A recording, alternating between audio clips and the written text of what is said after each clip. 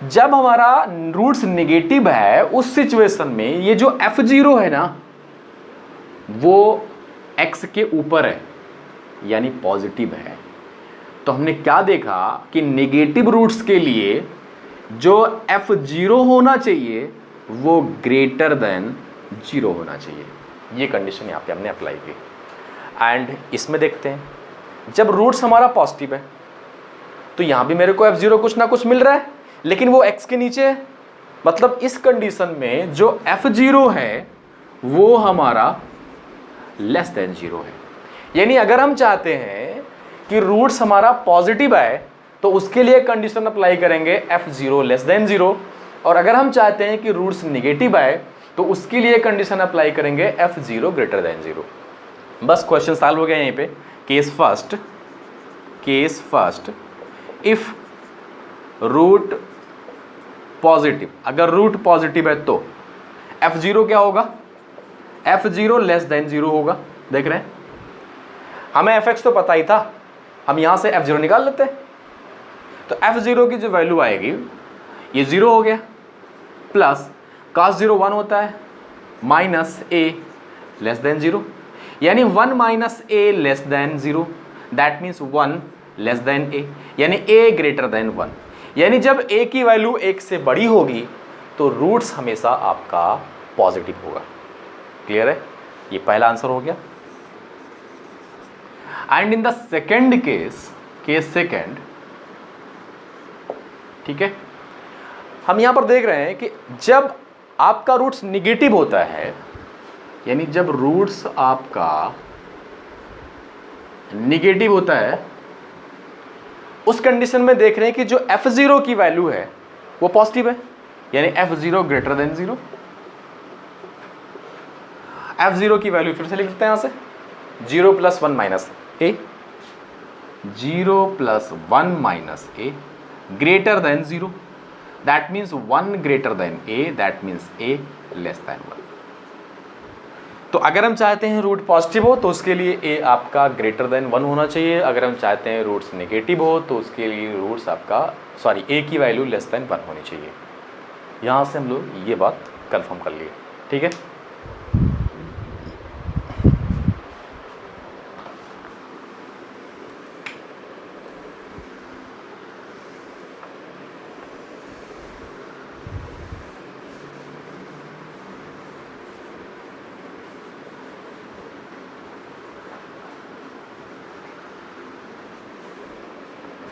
यहाँ पर एक क्वेश्चन हम लोग और करते हैं जो कि जेई में आया हुआ प्रॉब्लम है, ठीक है, अच्छे से क्वेश्चन है। लिखा हुआ है find number of distinct roots, distinct real roots, ठीक है, ऑफ x का power 4 minus 4x cube plus 12x square plus x minus 1 is equal to 0। ठीक है, इसके रूट्स मेरे को पता करने हैं। बाइक्वाड्रेटिक है, ठीक है, सिंपल। अगर आप निकालने की कोशिश करें कि यहाँ हिट एंड ट्रायल से देखें तो बहुत ही इम्पॉसिबल टास्क हो जाएगा आपके लिए। पावर 4 है, ठीक है, आप इसमें वैल्यूज सोचेंगे तो हिट एंड ट्रायल से तो होना है नहीं। हमने क्या किया कि जो गिवन फंक्शन था उसको हमने fx मान लिया। तो fx की जो वैल्यू है वो यहाँ पे है x to the power 4 minus 4x cube plus 12x square plus x minus 1। इतनी बात समझ में आपको आ गई होगी, ठीक है। अब आप ध्यान दीजिए, f डैश x निकाल लेते हैं हम लोग, f डैश x, ठीक है। f डैश x आपका हो जाएगा 4x cube minus 12x square plus 24x, sorry हाँ सही है, 24x ही होगा, और प्लस 1 माइनस 0। एक बार फिर चेक कर लेते हैं। 4x cube minus 12x square plus 24x plus 1, ये जो एफ डैश एक्स आया वो भी क्यूबिक फॉर्म में आ रहा है। अगर हम सोचें कि इसका रूट्स निकालें तो हीट एंड ट्रायल से अगर हम लोग चेक करें तो फिर प्रॉब्लम क्रिएट हो रहा है। आप देखिए, अगर मैं x की वैल्यू 1 ले रहा हूँ तो ये 4 हो जाएगा, ये 24 4 28 हो गया, और 129 हो गया, और ये -12 जीरो नहीं हो रहा है, -1 पे भी नहीं हो रहा है। ठीक है, तो अगर हमें 1 -1 जैसी चीज़ें मिल जाती हैं तो वहाँ पे हीट एंड ट्रायल तो सही है, लेकिन आप देख रहे हैं कि आई थिंक यहाँ पर मिलना मुश्किल है ऐसा नंबर। ठीक है, तो हीट एंड ट्रायल से फिर यहाँ नहीं होना है। फिर हमने क्या किया कि इसको एक बार और डिफ्रेंशिएट किया, हम एफ डबल डैश निकाल रहे हैं। ठीक है, तो ये आपको हो जाएगा 4 3 12 x square minus 24x plus 24। यहाँ से हम देख रहे हैं कि 12x स्क्वायर 12 कॉमन हो रहा है, तो ये आपका हो जाएगा x square minus 2x plus 2। अब इसके बारे में एनालाइज करना बहुत ही आसान बात है। हमने 12 कॉमन किया, ये जो आपका फंक्शन है क्वाड्रेटिक है। आप देख रहे हैं कि जिसका a है a 1 है, a की वैल्यू 1 है यहाँ पर, मतलब पॉजिटिव है। इसका d निकालते हैं, डिस्क्रिमिनेंट।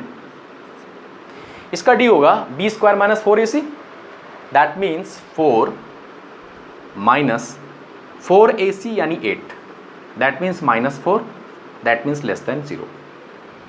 आपको पता होगा कि अगर कोई भी एक क्वाड्रेटिक पॉलिनोमियल है, उसका a पॉजिटिव हो और d नेगेटिव हो तो उसकी वैल्यू हमेशा पॉजिटिव आती है, यानी इतने की वैल्यू हमेशा क्या आएगी, पॉजिटिव आएगी। आगे 12 है, कोई मतलब नहीं, पॉजिटिव वो भी है। दैट मीन्स हम देख रहे हैं कि एफ डबल डैश एक्स की वैल्यू जो हो रही है वो हमेशा पॉजिटिव हो रही है। ठीक है, अब यहाँ से हम ये देख रहे हैं कि एफ डबल डैश हमेशा पॉजिटिव हो रहा है मेरा। ठीक है, तो अगर एफ डबल डैश पॉजिटिव है, जैसे हम लोग यहाँ पर बोलते थे कि अगर एफ डैश एक्स पॉजिटिव है तो एफ एक्स इंक्रीजिंग होता है ना। इन द सेम वे अगर F double dash x positive हो जाए तो ऑब्वियसली एफ डैश एक्स कैसा हो जाएगा, इंक्रीजिंग हो जाएगा। ठीक है, तो F double dash x positive है, इसका मतलब हमने ये कंक्लूजन निकाला यहाँ पे कि जो हमारा एफ डैश एक्स है वो इंक्रीजिंग होगा। अब हमें एफ डैश एक्स के बारे में आइडिया हो गया, ये जो हमारा फंक्शन है वो इंक्रीजिंग फंक्शन है। ठीक है, अब अगर ये इंक्रीजिंग फंक्शन है तो अब हम इसका ग्राफ ड्रा करना चाह रहे हैं। ठीक है, देखिए कैसे होगा। अभी हम एफ डैश एक्स का ग्राफ ड्रा करने जा रहे हैं। देखिए, अगर आपके पास कोई भी एक क्यूबिक पॉलिनोमियल है, ठीक, तो जब यहाँ पर x आपका प्लस इन्फिनिटी को जाएगा तो जाहिर सी बात है कि जब x को हम प्लस इन्फिनिटी डालेंगे तो ये पूरा आपका एफ डैश एक्स भी प्लस इन्फिनिटी को जाएगा, और जब x की वैल्यू माइनस इन्फिनिटी लेंगे तो एफ डैश एक्स भी आपका माइनस इन्फिनिटी को जाएगा। यानी कहने का मतलब ये हुआ कि जब x प्लस इन्फिनिटी तो एफ डैश एक्स भी प्लस इन्फिनिटी, ये माइनस इन्फिनिटी तो ये भी माइनस इन्फिनिटी, और ये है इंक्रीजिंग फंक्शन। इसका मतलब ये x को केवल एक जगह कट कर रहा होगा। एक काम करते हैं, यहाँ हमने x के जगह पे 0 डाल दिया। जब x के जगह पे 0 डालेंगे तो देख रहे हैं कि एफ डैश 0 की वैल्यू 1 आ रही है, यानी जब 0 होता है तो वैल्यू 1 होता है। इसका मतलब ये हुआ कि इसका अगर हम ग्राफ ड्रा करना चाहें तो इसका ग्राफ कुछ यूँ जा रहा है, ये एफ डैश एक्स का ग्राफ आ गया। क्लियर है?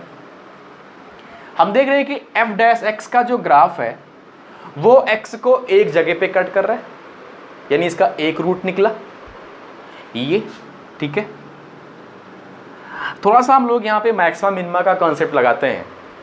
जहाँ पे एफ डैश एक्स की वैल्यू 0 हो जाती है, जहाँ पे एफ डैश एक्स की वैल्यू 0 हो जाती है, आपको पता है कि वो पॉइंट आपका क्रिटिकल पॉइंट होता है। यानी ये अगर एफ डैश एक्स 0 हुआ है मतलब एक क्रिटिकल पॉइंट मेरे को मिलने वाला है एफ एक्स के लिए। अगर एफ एक्स के लिए एक क्रिटिकल पॉइंट है मतलब एक या तो मैक्सिमा होगा, एक या तो मिनिमा होगा। और इसको हम लोग क्लियरली देख सकते हैं, ध्यान दीजिए कि एफ डैश एक्स में जब इस क्रिटिकल पॉइंट के आगे जा रहे हैं तो वैल्यू पॉजिटिव है, और पीछे की तरफ आ रहे हैं तो वैल्यू नेगेटिव है।